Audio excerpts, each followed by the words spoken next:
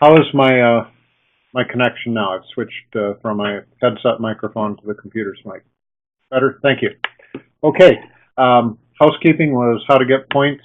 Send me your PIN number and your information. I will submit that to PPAI. If you don't know your PIN number, go ahead and send that to your executive director of your regional association, and they can take care of that for you. I do have this slide repeated at the end of the presentation. So, has anybody ever had a bad day at work?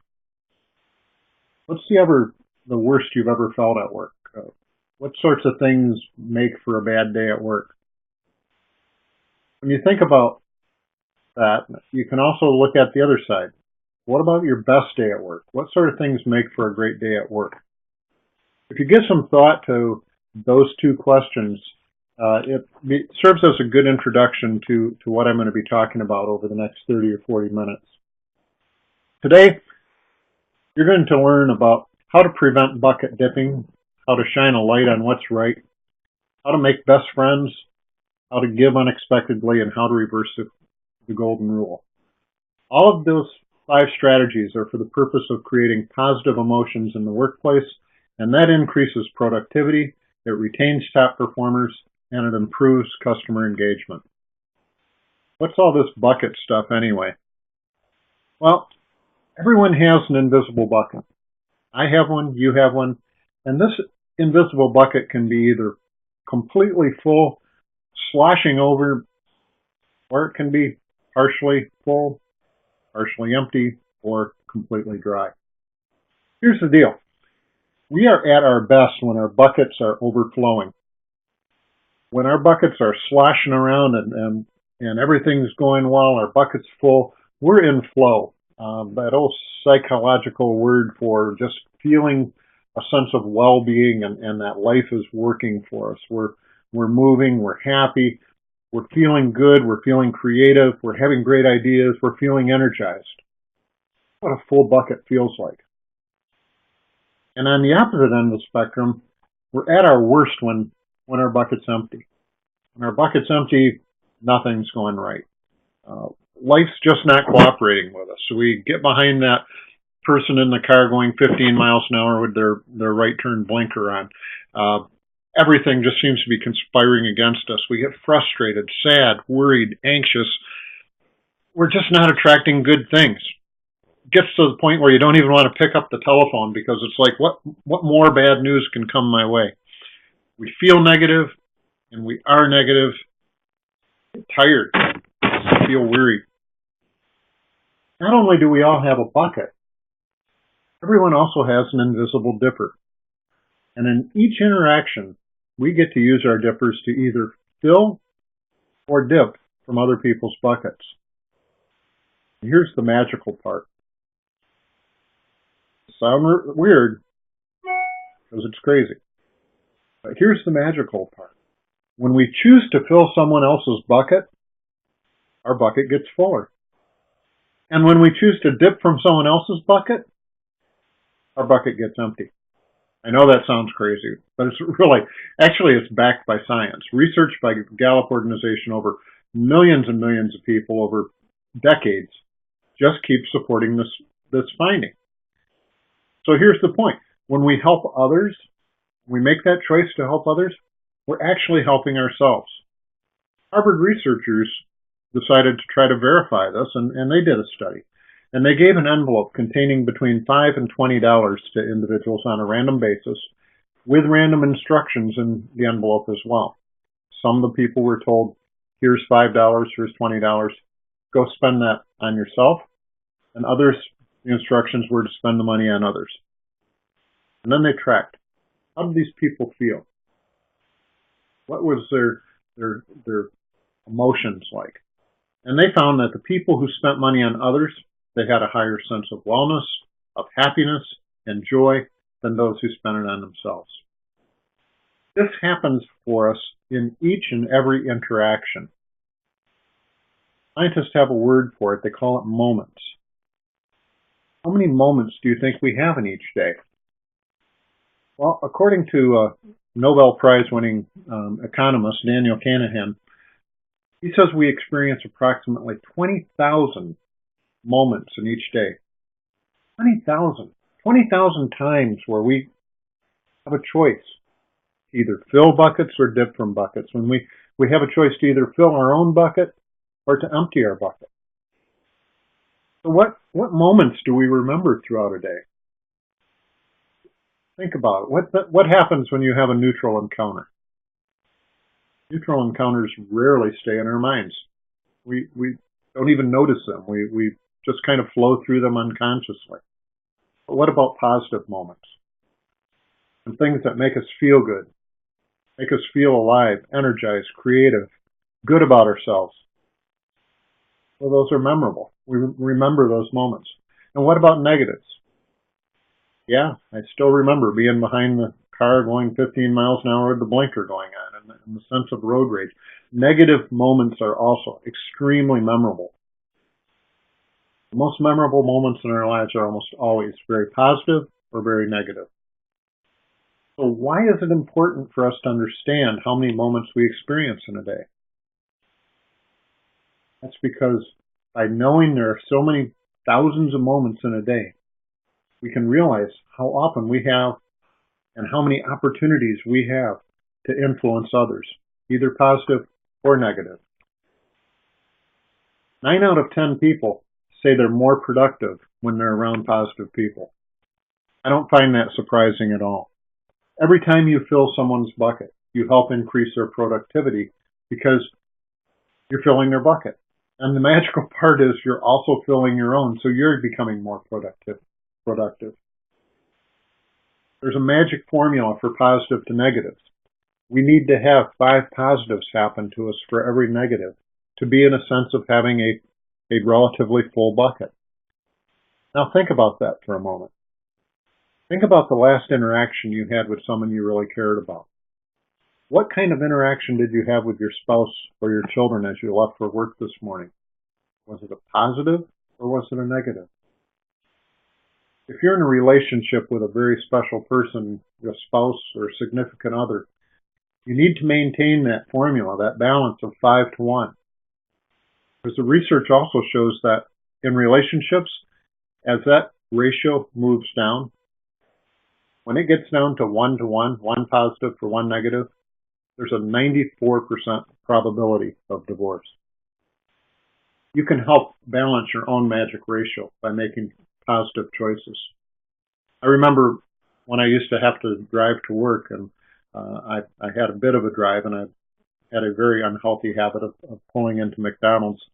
And I had just given this presentation and was reflecting on it and was not really feeling that good. I probably made some bad choices the night before as well. But as I pulled into the McDonald's, I thought I would test it. And I looked in my rearview mirror, and there was a senior citizens, a couple, in the car behind me, and I told the cashier that as I paid for mine that I wanted to pay for theirs, so she processed that, and she processed mine. And as I pulled out, I looked in my rearview mirror as the couple was receiving their breakfast, and the cashier was telling them that someone else had paid and was pointing to my car. And the look on their faces just brought so much positivity and so much sense of well-being. I mean, it really filled my bucket. It filled my bucket for the rest of the day. Increasing positive emotions can actually lengthen our lifespan.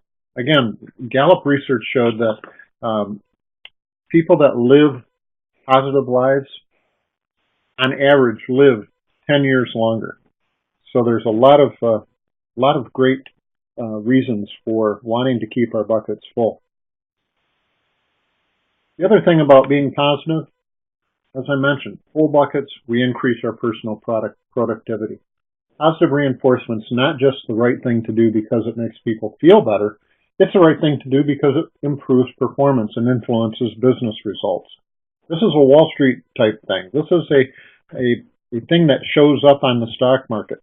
Companies that are rated best workplaces also outperform other companies financially.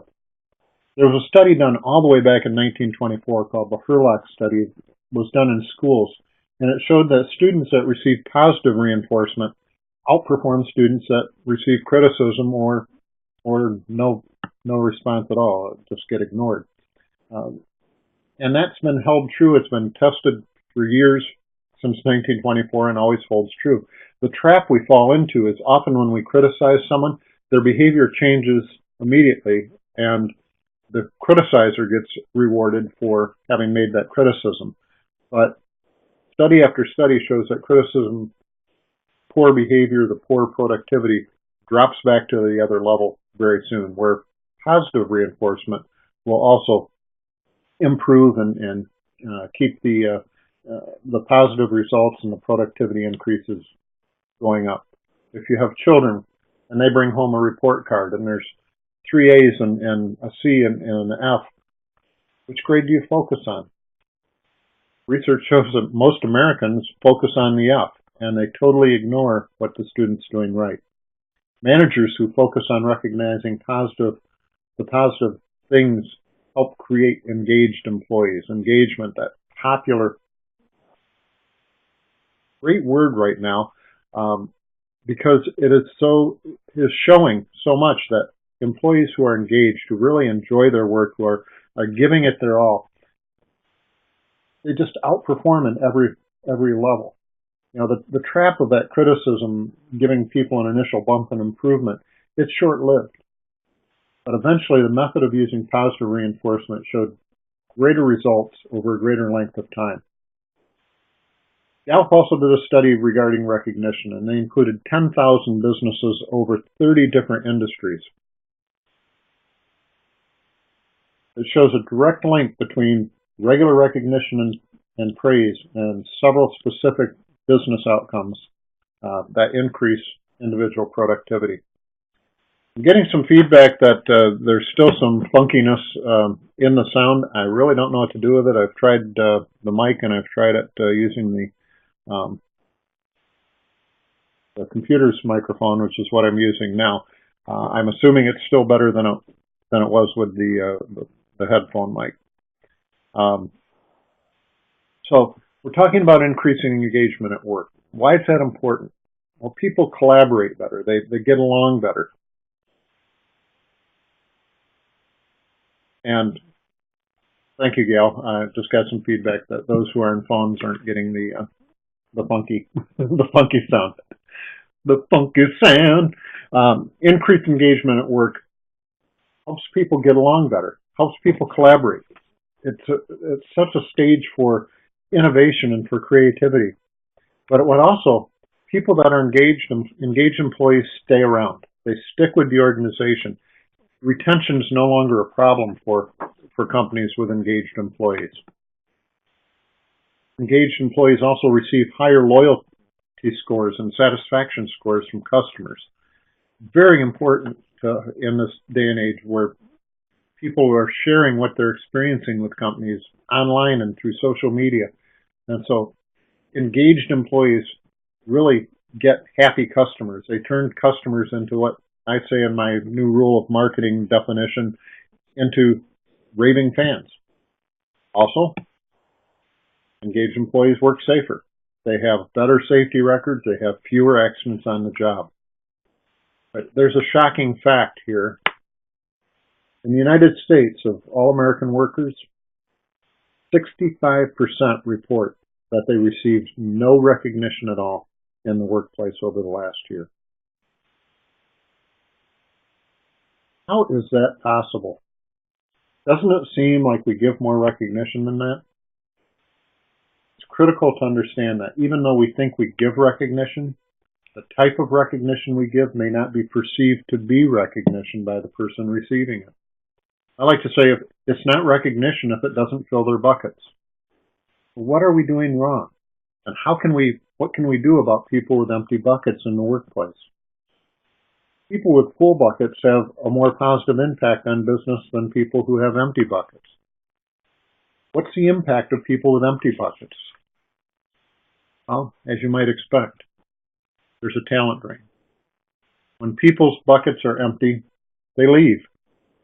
The number one reason that people leave their jobs, they don't feel appreciated.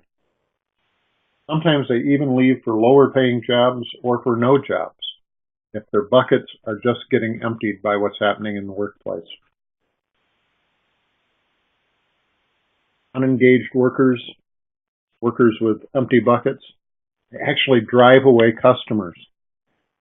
And Gallup did a study of call centers with over 4,000 representatives. They found 8 people that are so negative that they actually scare away every single customer they speak to in a day for good. They're not coming back. I think all of us can probably think of a couple of companies we've dealt with their customer service who we may have spoken to that customer service rep. But this is horrible. These people would be better off getting paid to stay away from work because of the damage they're doing. And they're doing it because their buckets are empty. They cost companies very big money.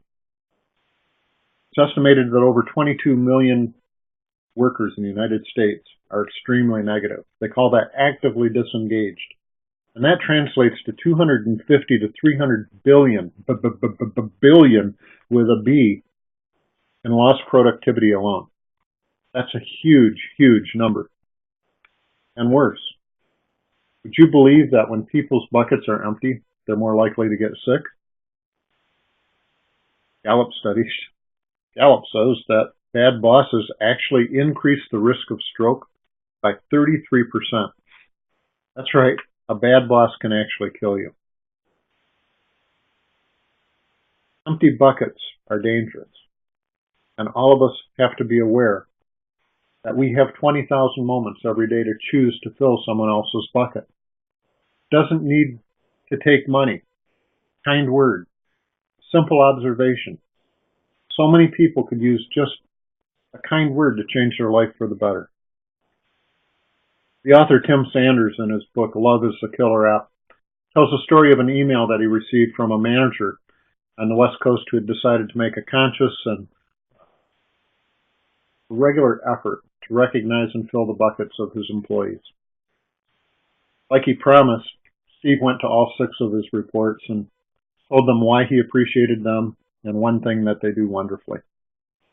One of his software engineers, Lenny, came in the next day and presented him with a badly wrapped but well-intentioned gift. Steve opened it and found an Xbox gaming console. He was blown away. Steve wondered how Lenny could afford such an extravagant gift, given that they'd had pay cuts over the last year, so he asked Lenny, "Where did you get the money for such a great gift?" Lenny looked him in the eye and said, "Hold my 9mm pistol, boss." That got Steve's attention. I thought it would get your attention too. Lenny continued, "You never asked, so I never told you. I moved here from Denver last year after my mom died. She was my best and only friend. Never made friends here, either at work or in my apartment building. After 3 months, I got totally depressed. I went to a pawn shop in my neighborhood and I bought a beautiful chrome-plated pistol and a handful of bullets. And I started a routine every night. After work, I'd get home, eat a bowl of ramen, listen to Nirvana, and get the gun out. It took almost a month for me to get the courage to put bullets in the gun. And it took a couple of months to get used to the feeling of that cold barrel on the top of my mouth. For the last few weeks, I was just beginning to put ever so slight pressure on the trigger. It's getting so close, Steve. So close. And then last week, you freaked me out, man. Came into my cubicle, put your arm around me, told me you appreciated me because I turn in all my projects early. And that helps you sleep at night. Remember? You said I have a great sense of humor over email and that you're glad I came into your life. That night after work, I went home and I ate my ramen, put on Nirvana. When I got the gun out, it scared me silly for the first time. All I could think about was what you said. That you're glad I came into your life. So the next day I went back to the pawn shop and I sold the gun. Saw this Xbox, and I remembered that you'd wanted one worse than anything, but with the new baby at home, you couldn't afford it. So for my life, you get this game. Thanks, boss. Recognition. Recognition. We don't know what things other people are living with or what things are affecting them, but it takes so little to make a major change in lives. To change from negatives to positives. Because positive emotions protect us. They protect us from and they can undo the effects of negative emotions. They can fuel resilience. They can transform people. They can save lives, like the case of Lenny. They break down racial barriers and other barriers that come between people. They broaden our thinking. It encourages us to discover new lines of thought. It gives us new ways of thinking and taking action. It helps us build durable physical, intellectual, social, and psychological resources that can function as reserves during trying times. Also, it improves the overall performance of a group, produces optimal functioning in organizations and individuals. So how do we do that? How do we help people and recognize them? We need to learn how to tell them. Some individuals find that just about anything motivates them. Others find that it takes a very unique and special things to help them feel appreciated. It's important to get people to really think about what are their motivators. It's okay to experiment and change your mind. The key is to spend some time and really discover the most effective ways to fill your bucket. How do you like to be appreciated and recognized? A group, a personal note, one-on-one,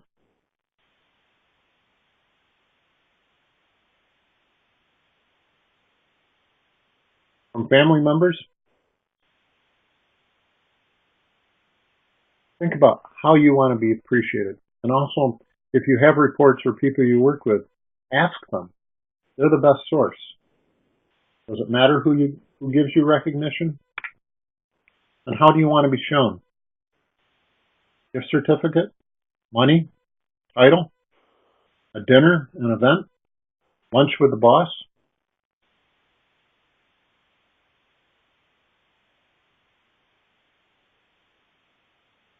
Or some other way?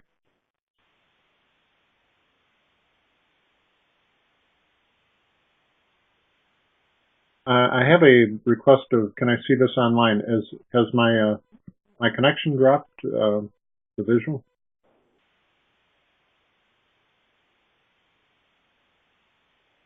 Still working on my end, so I'm going to keep going. So think about how you like to be shown and how you want other people want to be shown.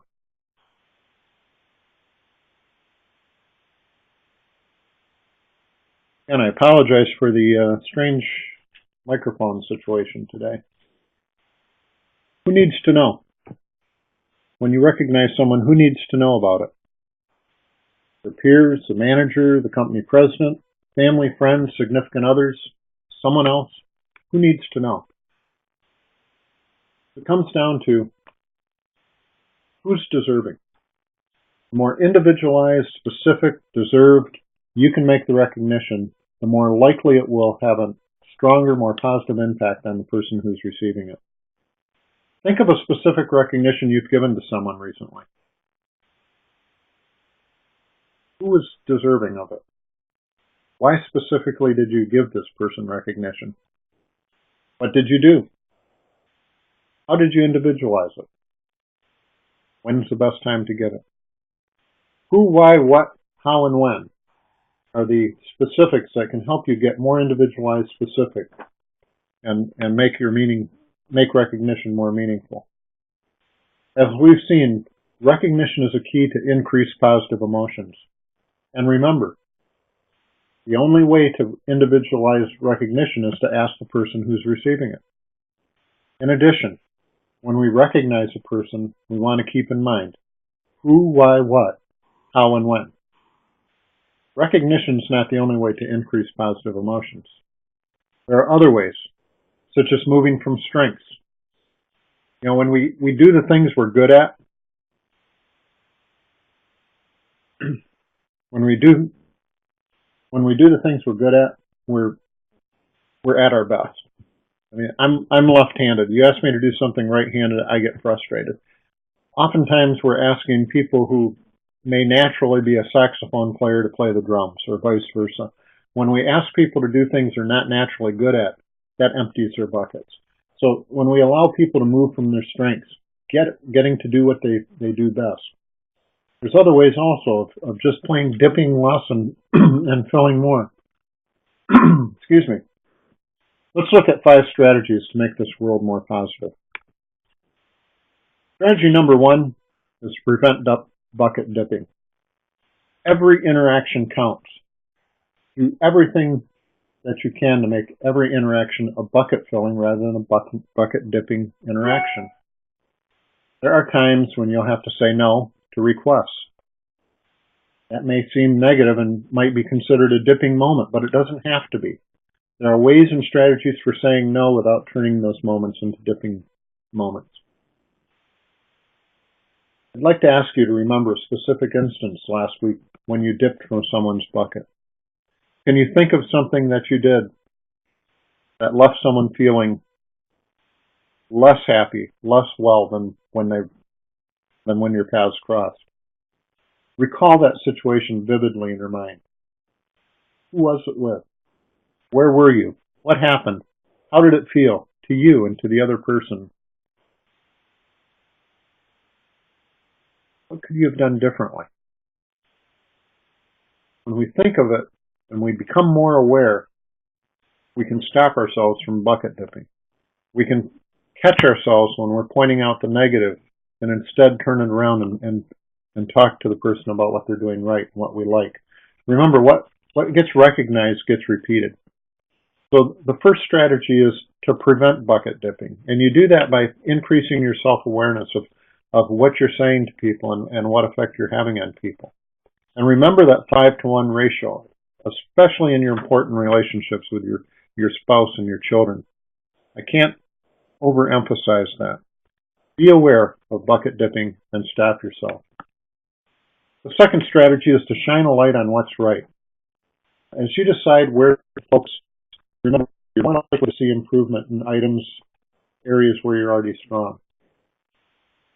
Think of how you can be shining a light on what's right. Think about how you can help others.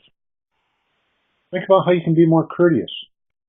And this seems awfully soft, but it's the small things, the little things that add up to turning off the negativity faucet and helping yourself be more positive. And again, by filling other people's buckets, you'll be filling your own.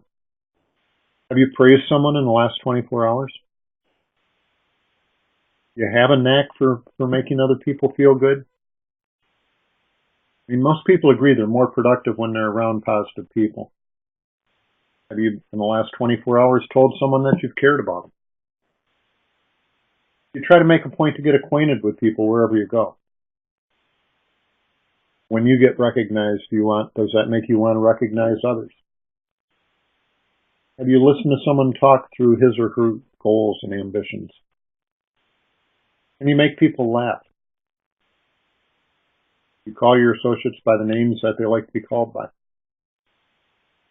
You notice excellence around you when other people are doing something really well, when people are showing some talent that you may even wish that you were better at. Have you pointed that out to them? Simplest thing we can always do is just smile at the people we meet. Whenever you see good behavior, praise it. Those are just some of the areas where you can have a positive impact on others by shining a light on what's right. The next strategy may seem cheesy. Can we all be BFFs, best friends forever? Well, one of the things that Gallup points out of places that are recognized as the best places to work, nearly everyone agrees to the statement, I have a best friend at work. How do you make best friends?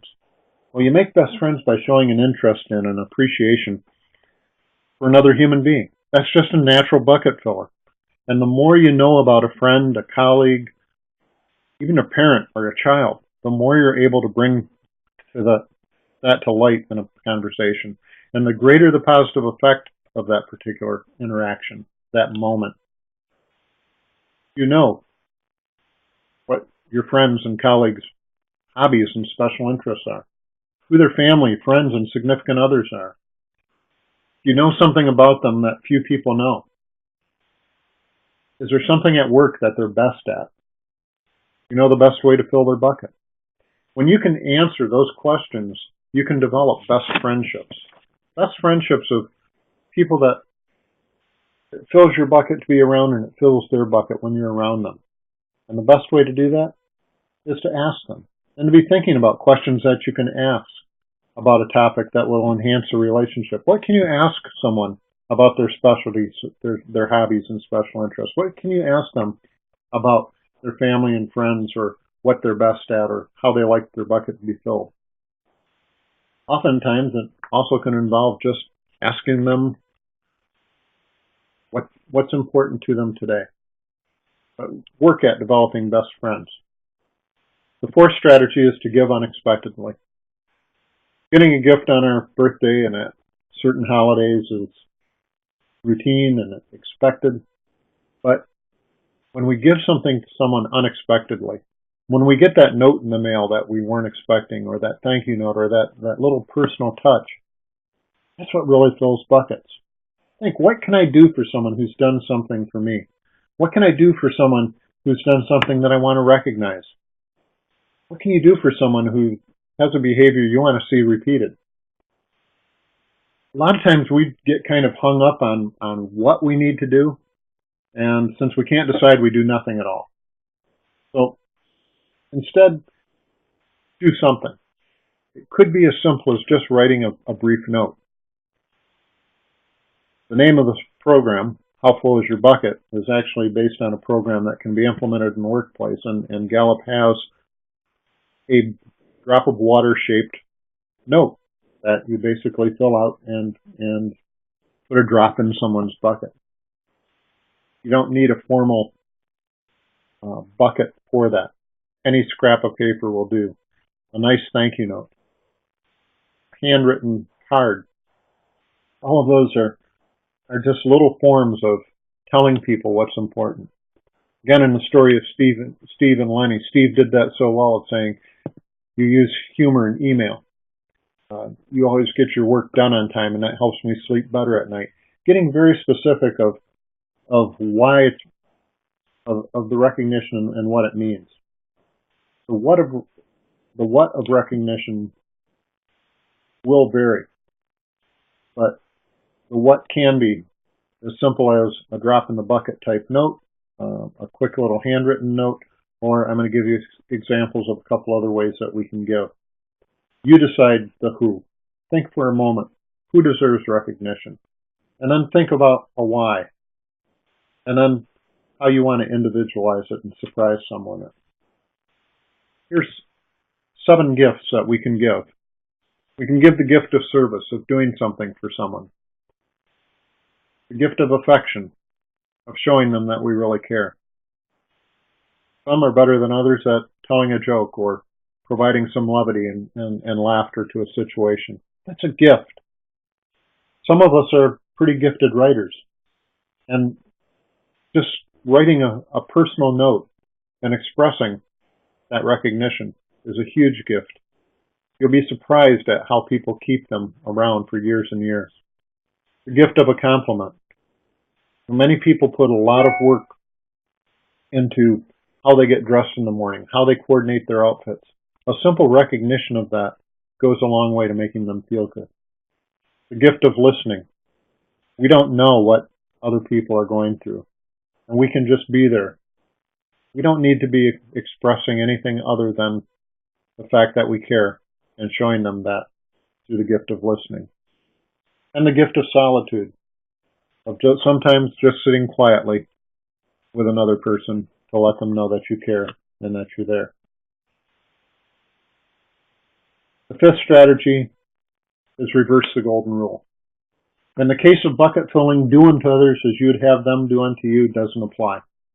Instead, we suggest this variation. Do unto others as they would have you do unto them. You know, oftentimes what we would like isn't what other people would like. And the best way to do that is to ask. Think of someone that you want to get to know, that you want to be able to fill their bucket. You know what name they like to be called by? I once had an employee with my company that we called by the wrong name, or called her by a name that she did not prefer to be called by, because nobody ever asked. Asking a person what their hot buttons are, what their hobbies are, what their interests are, what they like to talk about a lot. Maybe starting a conversation that you have a hard time ending. What increases your positive emotion, or what fills your bucket? You can ask someone that, and they'll tell you. From whom do you like to receive recognition or praise? It varies a lot from person to person. What type of recognition or praise do you like best? Do you like public, private, written, verbal, or other kinds of recognition?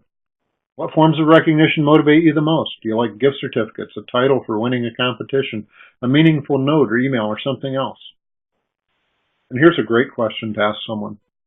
What's the greatest recognition you ever received? That will tell you a lot about the person and will allow you to customize and individualize and personalize your recognition of them. If you want to be happier, if you want to have a full bucket, if you want to be more productive and live more fully, fill the buckets of others. Organizations with a culture of bucket filling are more profitable, they're more productive, and they have more engaged employees. People who focus on each moment and focus each moment on filling buckets live lives that are richer, happier, and more fulfilled. Thank you. I'd like to invite all of you to continuing Wild Wednesday webinars. These are brought to you by MIPA and now in cooperation with all of the District 3 regional associations. We call this a Tom Experience. There'll be a Tom show coming to Indianapolis, Cincinnati, Columbus, Cleveland, and Detroit the first week after Expo. That's January 20 through 24. Going to be a great traveling regional show with a lot of extras that you just can't get at any other traveling tabletop show. Also like to invite you to join us next month, Wednesday, December 18, same place, same time, AnyMeeting.com/MIPA1. I will look at a couple of other microphones before then. We're going to have David Miller, president of Chocolate Inn and Taylor and Grant. He's going to talk to us about From Sweet to Savory, uncovering the potential of the food category. And we have an exciting lineup for 2014 already in the works. In January, How to Create a Referral Program by Stacy Garrett. I heard Stacy give this presentation down in Birmingham, Alabama, and it is a phenomenal program on how you can put together a structured referral program to build your business. Stacy used this to build a book of business over $1 million, and I've got to say, it works, and it's an impressive way to go. We're going to have Mark Graham on how to build a business with social media, Gemline on custom, how to use LinkedIn, really, by Joseph Scott. And I can't wait to hear Joe speak on this. It's a great prospecting tool that all of us need to know how to use in the new economy. And to have Joe Duran talking about the education market, Joel Schaefer on holiday sales, Ann Lardner from PPAI is going to bring us what everybody needs to know about product safety. Plus Ronnie Wright, Dana Zezel, myself, and more. Every month we're going to be putting together a fabulous webinar and hope that you can join us. As I promised, if you want to get points for this presentation and you know your PIN number or you're a member of MIPA, just send me your contact information, email, phone number, etc. to paul@mipa.org. If you don't know your PIN number and you're not a member of MIPA, send that information to the executive director of your regional association. CAS points with PPAI. And just want to thank you. If you want more information on this whole bucket theory, there is a website, howfullisyourbucket.com. Has lots of resources, including templates for the bucket, the drop the droplet thank you notes that I mentioned, and my contact information's there. This presentation is also available as a half or full day facilitation for an organization. So, once again, thank you for attending today, and look forward to seeing you at an industry event or on our next Wild Wednesday webinar. Thanks a lot. Bye-bye.